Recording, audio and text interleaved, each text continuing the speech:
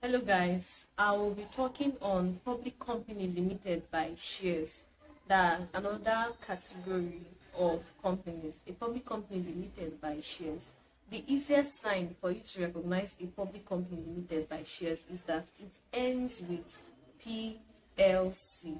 So after the name of the company, they will write PLC. This is different from a private company limited by shares that ends with LTD.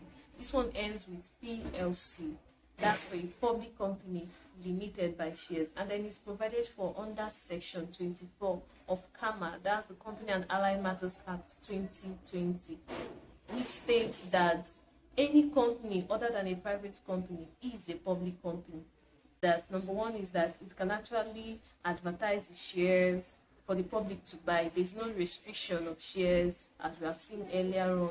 The public can actually buy. They can paste the shares to be sold in stock exchange markets for the public who are interested, in order for them to subscribe. Number of members, that as opposed to a private company limited by shares whereby the minimum is 2 and the maximum is 50.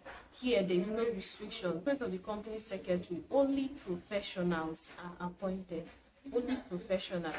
That for them they hold meetings and then he has to publish those meetings. The advantage is that it requires huge capital. It must hold statutory meetings every 6 months. Disadvantage is that it restricts the appointment of overaged directors. That's when I say overage, I mean those above the age of 70. Meaning that before you appoint a director who is above the age of 70, you need to give notice. This is provided for under section 282 of CAMA, that's the Company and Allied Matters.